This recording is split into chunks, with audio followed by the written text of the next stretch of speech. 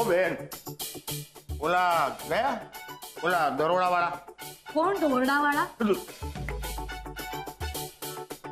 એ ભગવાન, આ સરોજ જેવી બધી બુદ્ધિશાળી બાઈઓ મને જ કેમ ભટકાય છે? ઓ બેન, દોરડા વાળા નહીં, દરોડા વાળા. દરોડા ઓલા દી આવેલા ને કાલે ઓફિસરો સીલ કરવા માટે. તો એમ કહો ને, એ તો ગઈકાલે જ નીકળી ગયા. એમ ને માસુકભાઈ, મેં ક્યારે ગયા? બોલ. ગયાની તો ખબર નથી, પણ તમારી પાછળ જ આવીને ઊભા છે. આવી ગયા પ્રભુ, જો આવી ગયા. ના ના, હું તો જોતો તો કામ બરાબર કરે છે કે નહીં. 100 નંબરે પાસ તું. હે જા. હે હવે આવી ગયા મારા ગેટ પાસ. બેસો બેસો મારા પ્રભુ, બેસો. હા, ના ના, વાંધો નહીં, ભલે.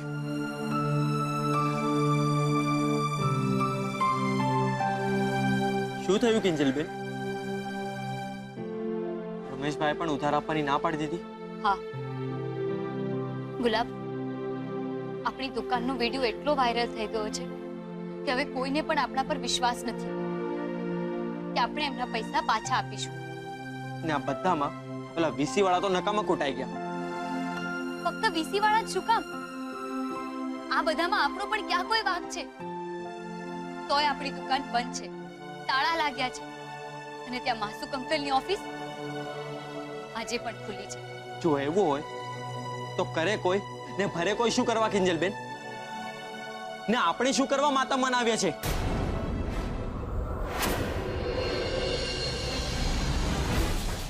એક મિનિટ. ગુલાબ, શું કરે છે? ગુલાબ, ગુલાબ શું કરે છે? આપણે પણ તો આપણી દુકાનનું તાળું તોડીને કમાતા થઈએ ને. આજે તો આ પથરો છે ને આ તાળું છે. ના ગુલાબ, પ્લીઝ, આ ગુનો છે. તો ભલે ગુનો ગણાતો. આપણી દુકાન આ રસ્તા પર પડેલી છે, ગમે તે આવે તાળું મારી જાય ને ચાવી આંચકી જાય છે. પેલા ભીમજી હતા, પછી પેલા વીસી વાળા કાંતિભાઈ, ને હવે આ સરકારી કર્મચારીઓ. ગમે તે હોય, આજે તો હું આ તાળું તોડીને જ રહીશ. ના ગુલાબ, શું થશે? મને જેલમાં લઈ જશે ને? કાંઈ વાંધો નહીં, મને ડર નથી લાગતો ને તમારે પણ ડરવાની જરૂર નથી. વાત ડરવાની નથી ગુલાબ, તું સમજતો કેમ નથી? ઓલરેડી આટલા બધા ટેન્શન છે અને તું એક વધારી કેમ રહ્યો છે?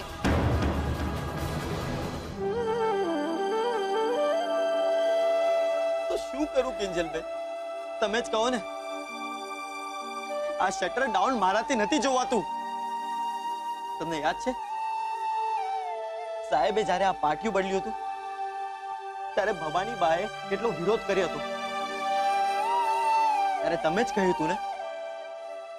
બા, શું કરો છો તમે? જોતી નથી? મારી જાતની ચિતા મારી જાતે જ હળગાવું છું.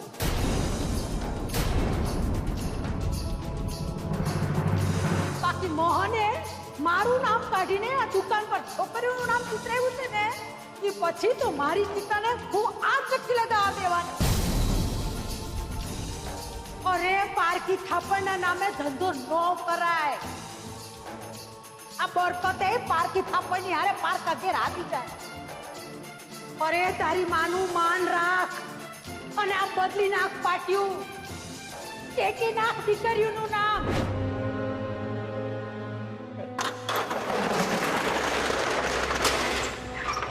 જય માતાજી. જય માતાજી.